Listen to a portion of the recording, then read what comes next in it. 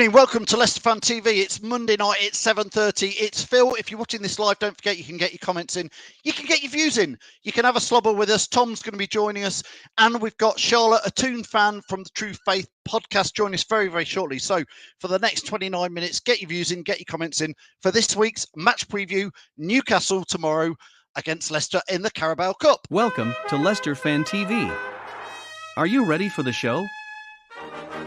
Thanks to our sponsors, ADT Taxis, Everard's, Pucka Pies, Pink Car Leasing, Leicester Riders, Hologram, The Fox's Arms, Peter's Pizzeria, Hope Against Cancer, and Newbie & Co. Estate Agents. We want your views, we want your comments, so join us live. 5, 4, 3, 2, 1.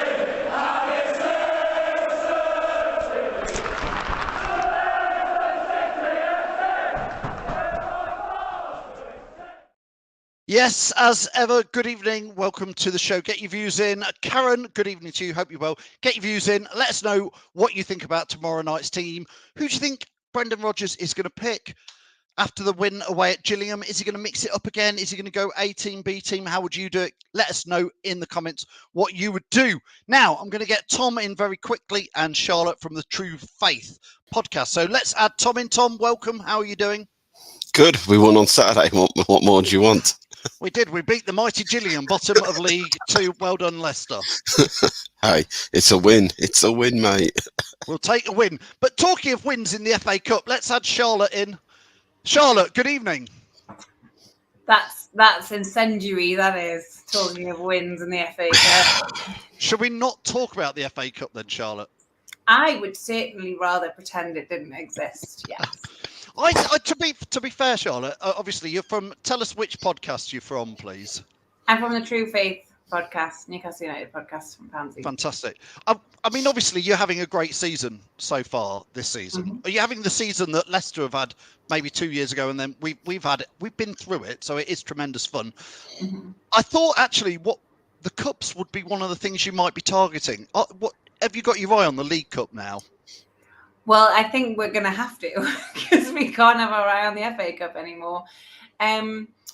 Yes, we haven't won any silverware since the 60s. So we are, I thought that cups would be a priority. I suspect now that the League Cup is a priority. I don't think Eddie Howe would tolerate crashing out of 2 cups in the same sort of week-long period. I don't think that's on the cards for us. He did talk about how he had rested a lot of players because they seemed very fatigued going into the game against Sheffield Wednesday on Saturday, which ultimately was to our detriment. It exposed that we have squad depth issues, but I do think now all eyes will be on the League Cup, and we're going to sort of push for that. I mean, Tom, we'll talk more in depth about Leicester's squad for tomorrow night once Charlotte's gone, but we have got injury worries, Tom, as well. You wonder how he's going to play it from the Leicester's point of view for tomorrow. How serious are we going to take it? I just think he's got to go with the same team that played at the weekend, in my view. Look, obviously we'd all love to win another cup. We've done quite a few recently, and it's nice to get that with winning feeling, and winning trophies are great. But where we are in the league and seeing that we're playing our bitter rivals who only hate Derby on Saturday in Forest away, for me, the Forest game is a bigger and most important job of the season than Newcastle tomorrow night. And I really would leave the Faz on the bench. I wouldn't, think of starting these players. I'd go out with the same team against Gillingham and give some of the young lads another go, because Saturday massive now. We talk about a loss on Saturday, and then suddenly we could be back in the relegation zone as all the teams win around us. That's more important than the League Cup. And look, I love the League Cup. It's one of my favourite cups because of what I saw as a kid, how many trophies we won back then. But now it's about the Premier League, and to stay in the Premier League and get another season and get the finances back in shape is bigger and better for Leicester than a cup for me.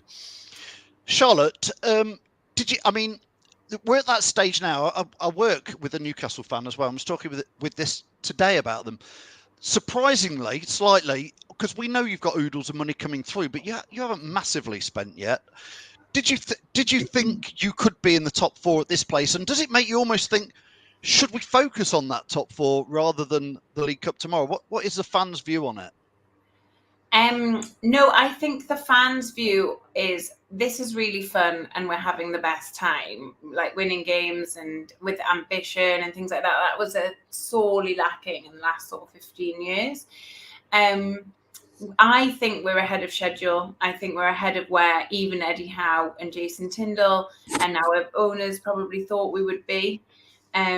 So I didn't expect to be. I thought we'd be, the form that we ended on last season, I thought we'd be comfortably in the top half, but I didn't think we'd be in the top 4 in that conversation necessarily at this stage in our sort of revolution is what people are calling evolution, not revolution is what people keep saying, but it has turned into this like quite quick, very good. Having said that, we've talked about Eddie Howe a lot on our podcast. He historically hasn't really focused on the cups. Our ownership have said, no, we are looking for cup wins. We haven't spent tons and tons of money yet.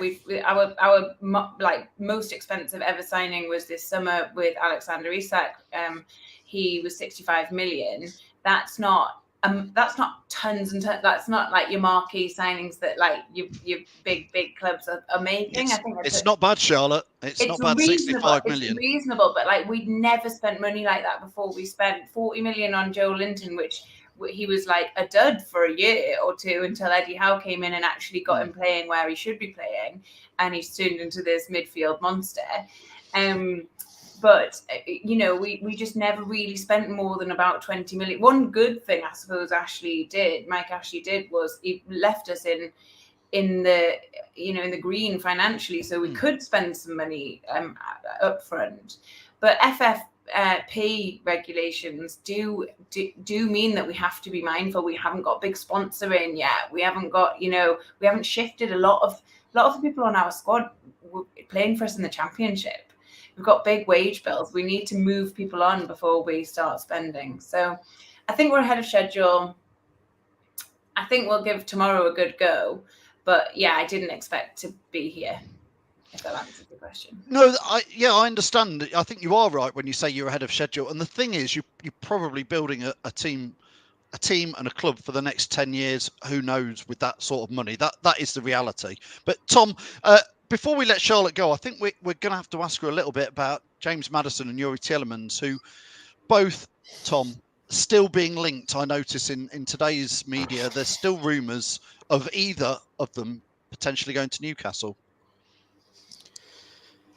Oh, money talks, Phil. Money talks. Sadly, nowadays, there's no loyalty in the game. Look, Tielemans has been at the club 4 years. We're going to lose him for nothing after paying 40 million for him, and that's the end of it. This whole talk, I mean, Brendan talking about there's talks between contracts. It's not going to happen. Same when he said about Sainchu, saying it's not going to happen. And it'll be the same when we get to the summer transfer window. If James Maddison hasn't signed a contract, for me, you've got to cash in on your assets at the moment, because we know financially now that we aren't as big as we thought we were. And if you've got someone offer you 65 million for Maddison in the summer, then this time around, to revamp the squad we've got, we would probably have to take that kind of money, because Tielemans leaving on a free, Perez will leave on a free, unless you want to buy him back. Newcastle fans, you're quite happy to have him. 40 million. Please. We only make 10 million. I'll speak to them, but I'm not making any promises. We lose all those players, and if you can go and get Maddison and Tielemans in your team, I mean, the squad of players you add, you've just took it to a new level. It would be one or the other that we wouldn't get both of them. Like sort of strategically, it would make no sense. So, do you want either of them, Charlotte? I would take Maddison happily. Take Maddison. Take Youri. You can keep him. I think Maddison fits into this sort of thing that we're building better than Youri Tielemans. I think he's still so young. I don't know. I just think he's got a good relationship with some of our players already. We did notice a bit of Maddison talking with Trippier in the World Cup, and we're like, don't talk to him. Stop. Yeah, I mean, it probably was going on, wasn't it? A bit of this, maybe. Come and join us. Yeah, and telling them about the project, like Trippier was one of the most exciting things. He's been with us for a year now, but he signed for us when we were 19th. Yeah, it's a good signing. Yeah, and I think he was a catalyst for, like, I don't think Bruno Guimaraes would have signed for us if Trippier hadn't. And he brings so much sort of like leadership to our side. So I'd love to see him and Maddison linking up on a pitch for us. So but we'll see. I do think we are being mindful. We're being linked, but we haven't made any moves yet this window. Because you did, Charlotte, sorry to jump in, you did make three bids in the end last summer. You went up to 50 million for Maddison. Do you think we should have gone, or you should have gone just a bit more to get it over the line? What was your take on, because you probably could have afforded it. I think they knew that we had enough in our squad right now to not need to go higher at that stage. Whereas if we're going to finish in that top 4, even top 6, and we've got European football next summer, we have to buy some really good players like James Maddison. We do not have the squad. We can't go to Europe with Jacob Murphy in the squad. Like, I'm sorry, it can't happen. With some of the squad, like I said at the top of the show, championship players really. We can't be taking them to Europe. So I think we hang fire, we get those sponsorship deals in, we try and get a bit more money freed up for FFP, and we go back in the summer is probably what will happen, I think. Charlotte, I know you've got to go, so I want a score prediction from you, please, and just remind us then of your podcast again, so anybody who wants to go and listen to it can go and give a listen. I will. So I think we need to make a statement after crashing out against Sheffield Wednesday. So I think we're going to go full strength with our squad. It looks like ASM is fit and is going to play. It looks like Callum Wilson is probably going to play. Those are, some of our most creative attacking players. So I think it'll be 2-0 to Newcastle. It's at the St James's Park. You were saying you need to focus on the weekend, and from the True Faith podcast, we do a weekly free podcast, sometimes 2. So do give us a listen if you're interested in Newcastle United. Fantastic. Thanks, Charlotte. I know you've got to go, so we'll let you go. Thanks so much for joining us tonight. And thanks for having me. I'm sort of going to not wish you good luck tomorrow night, obviously, but I hope you enjoy the match. Thank you so much. I'll be there. I'll be, fingers crossed for us. Thank you. Fantastic. Take care. Thanks, Charlotte. Thanks so much. Tom, that was great. She's had to go. We can now focus on Leicester. Let's get a load of comments in. I was trying to... Newcastle will end up Spurs and not win anything, says Foxes on there. Jordan is saying 85 million for Maguire. Maddison is surely worth 100. I don't think we'll get anywhere near that. I've got to be fair, Jordan. I think your 60 million's probably about going to get him, I think, in there. Jordan says 65 million is a big price tag. Tom, how we can concentrate a little bit now on tomorrow night. I am particularly worried about the Forest game on Saturday. Obviously we played a bit of a mixed bag team against Gillingham. We did the job. That's the typical way Leicester will say it. A win, it was all we needed against Gillingham. It wasn't massively impressive. What on earth do you do with tomorrow night? The team selection. I said it after the Gillingham game. I'd stick exactly the same team out that started at Gillingham. For me, give them another, game. The likes of Vestergaard, Cags, Daniel Everson, even they need game time now. And if you go out of this cup, they've still got Walsall away to play another game in, and at the end of the month. Reedy says that team's not good enough against. It probably isn't, mate. But we haven't got the squad depth at the moment to play all the players. What do we want to do? My concern is that we go to Newcastle tomorrow night. You put out a full strength squad. And then, 10 minutes in, you suddenly have another Fulham and you lose, Faz for 6 weeks with a hamstring strain, or you lose, Daka for another 6 weeks because we rushed him back. It's one of those. I think we've got to be realistic. I'd love to win another cup, but at the moment in time, the Premier League is the main bread and butter for us there.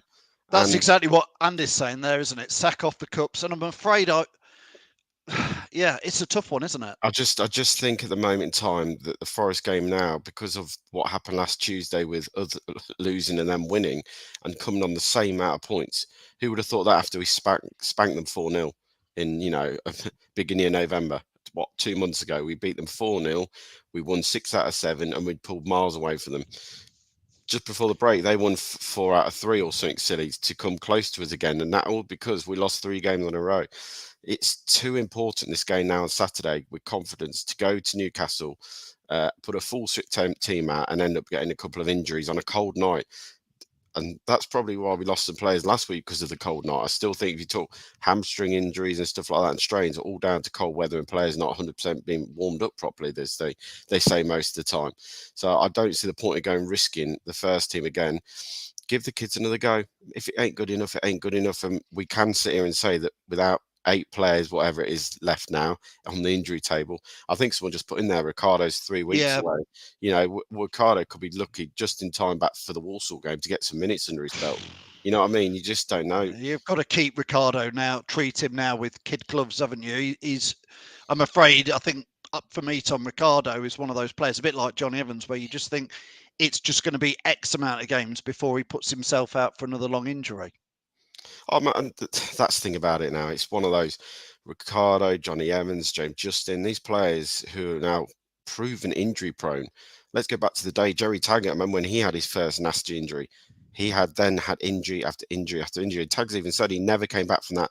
I think he had an ACL and never came back the same player. He never could regain the sharpness. He could never gain the fitness because he'd play 10, 15 games and then pick up another niggly injury. So it's one of those. These 3 players are going to take time to even get back to anywhere. We look how long it took James Justin after that ACL to get back anywhere near the first team. It took 18 months, and then it took him another 6 months to get back playing to the standard he was at before Newport at home.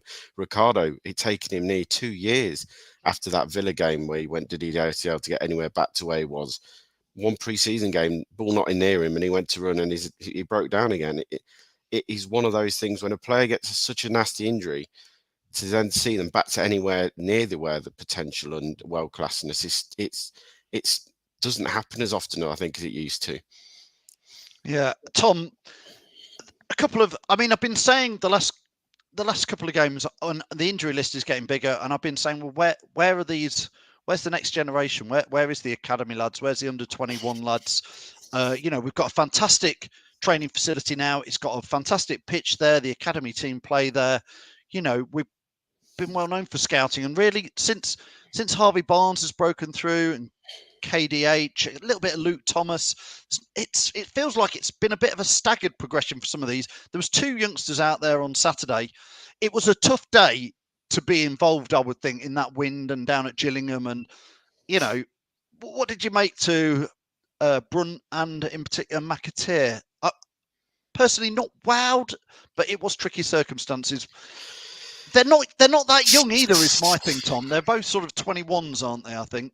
Well, this is one of my biggest things with George Hurst, another one who we've got sitting on our books. He's now 25, is it? Well, he's been sent back, hasn't he? Or about to be sent back, hasn't he? He's gone back. He's just signed for Ipswich. Now, again, I know we've now got Robert Huth as the loan manager to go and check on these lads, see how they are, checking on the progression, how many minutes they're getting in. So I think that's something positive by Brendan, bringing in someone to run that side of it, because obviously most of the time players go out on the loan and that's it. They're just left to go and play football, and you get a few games getting checked, but not really much. Where now you've got a dedicated manager, it may be a good progression, but when you're looking at a 24-year-old who's been shipped here, there and everywhere, and he's not getting any game time, it doesn't fill me with any confidence he's going to be good enough.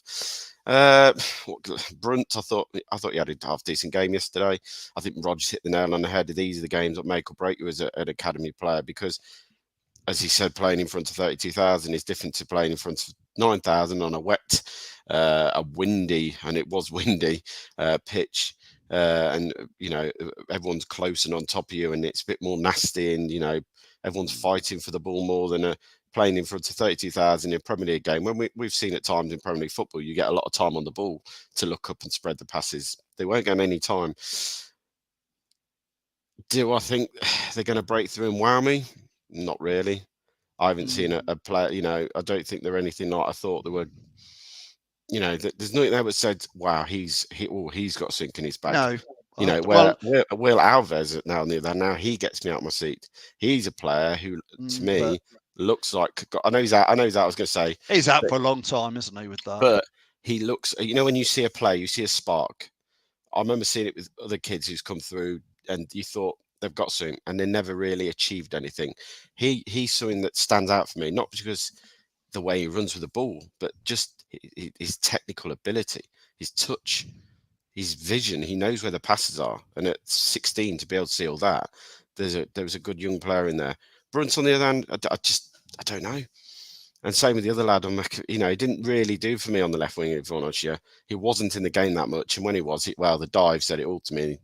Why he dived in the first half in the penalty box was embarrassing in my view. I put that in the comments, didn't I? I was chatting while we were watching it, and I said that, what are they teaching them when he did that? I was like, even if we'd got it, you'd be like going, shouldn't be doing that. Ivan says here Rooney was 16, Owen was 18, and then he goes on to say about Bellingham. I know, and they're superstars you're talking about, Ivan, but even I think the first time we saw players like, I think even like when you see Luke Thomas play for the first time and James Justin, when I know Justin had quite a bit of League One experience with Luton, but when we first saw them come on, you thought, actually, Thomas was definitely one you could see has got the ability. Again, I think he has. He's at that age now, a bit like Chilwell. He needs game time, and I think he's at that point where the Premier League is probably a little bit too much for him, but the Championship would probably be just about right for him to go and play week in, week out. A bit nastier as well. Like I said, I think that's the problem with the Premiership. It's all nicey. You don't see everyone really going through players and getting stuck in. And I think it's when it goes down to the Championship for a season, it toughened him up. The problem we've got is we have no fullbacks to do that option at the moment and send him out on loan to get him game time. So, Tom, I'm going to ask you this, and I want in the comments people to answer it as well. We want to know your views on it. We know we've got a big injury list problem now, and we know we've got a considerable amount of games coming up. The youngsters may or may not help us out in this a little bit, but Tom, it's January the 9th now. We've known about injury problems. We've known about the transfer window. Why aren't we getting something sorted? Because if I'm running my business and something goes wrong, or whatever business that you're in, if you there go, that machine's broken down, I need to get it fixed. I need to get a replacement, or I need to put a sticky tape on it just to get it going. Now we should be loaning some experienced players in literally for the next 6 months, if nothing else, to get us through this. And there are players out there available to loan in. I just think, how much longer do you want to wait? Because the injury list is not, like somebody said, Ricardo's coming back. A lot of those injuries are out for the next 3 to 12 weeks, Tom. I know Daka's maybe back, but we're desperate to get some bodies through the door. I said it before. We need a left get on back. with it. We need a centre half, and for my view, we need a winger in this window. I mean, this is a small. How much time? So much time. I agree with you, mate. And this thing about it's a strange one. They've known how long that we need to bring players, but does it not say something to you that the football club have literally not got any money at the moment? What's more scary than anything, that King Power have physically not got the funds to bankroll us going out and signing players. We also, as I keep pointing out, as people don't seem to, but we sold Fofana. Yeah, but that's 30 million, mate. Was it 60 million? Was it, or 46 million in total over X amount of payments? I know we've taken a loan out against that as well. I don't know where the money's gone. I'd love to know where all this money's disappeared to, because we only spent 60 million on Wild Faz. We got Smithies for nothing. It's a question, where's all the money going? The biggest problem you're going to have is when it comes to summer and you lose Perez. Yeah, we've got about 7 players on a free, Tom. Kagla Soyuncu. There's £100 million worth of players that we paid money for. We're getting nothing. Okay, you're going to lose the wage bill down a bit. There's some big wages on there, but it still doesn't help the situation at the moment. We need some players. We need them quickly, and we need to strengthen in the right areas. The problem you've got players that he doesn't trust. And that is why he doesn't play in the Premier League. He doesn't trust Vestergaard. He doesn't trust Kags. He doesn't trust Mendy. And then we're talking about Mendy, who went to World Cup and played nearly every game bar one. I think, this ain't an average player. Mendy is a World Cup player, a World player who's been doing great in World Cups and Euros for Senegal, World Cups for Senegal, and smashing it all. Yeah, and that won the AFCON, but can't get in Leicester's team, can't get a minute for Leicester, bar an FA Cup game against a team who are bottom of the Football League. You know, the questions have to be asked about Rodgers as well, that he can't manage in some ways. Because I look at Sionchu, and I said it the other week when we were talking, this player was flying 18 months ago. You know, he was the next thing going to Man City, Madrid. They wanted him 50, 60 million. And then he's a car crash now. And for me, good managers get the best out of the players they got. So why can't Rodgers do what he did to Maddison and turn the things around? Because that would be like having a new signing if you could get Cags back to where he was at before. Yeah, I mean, the councillor says they're spot on, and he doesn't trust Kelechi Iheanacho either. It's tricky, Tom, but I come back to my question to you is we do know that we are if you're the manager of a machine shop, a factory, and you're trying to run it, and somebody says, well, look, I've got a third of my machines not working. You know, how do you want me to get around it? I mean, if he's got 9 people out still tomorrow, I think it's 8 now with Daka's back in the fringes, 8 out of a 25-man squad, you can sort of see why he's saying, you know, he's not got a lot to pick from. He's sort of got 16 man plus a couple of the youngsters. Exactly, mate. I've really just put a nice comment there, and I do a bit of positive vibe. We can go and win at Newcastle. This is Leicester, and we do things the hard way at the best of times. So I'm spotting really. We can go and win there tomorrow. It's going to be a tough all go with the squad we've got.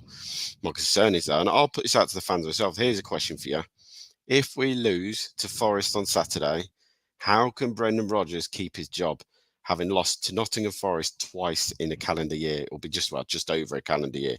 Surely that's an embarrassment. If we went to Forest and got hammered again, surely Rodgers' job can't be safe then afterwards. Surely the owners must sit there thinking, we lost to Forest once, we can't lose them again and keep the same manager. If we lose, it happens again at the weekend. You know, I'm all for giving Rodgers a chance, and you know, we sort of turned a corner before the World Cup. But what's the excuse? Because they went away on a training camp, and since they come back from this training camp, they'll see that 6th and the 7th at the back. And I don't get it. I really don't get why the form has dropped off so dramatically in the league. Because before the World Cup, we were flying. And I said it because before the World Cup, this could happen because I saw it with COVID. We came back after the COVID break exactly the same and didn't look anywhere near the team we was. Foxes says lose to Forest and he has to go. Peter's obviously a Toon fan. He says, I personally think we'll give you a hiding tomorrow as a bounce back to the FA Cup lost. Yeah, Peter, you did lose to Sheffield Wednesday there.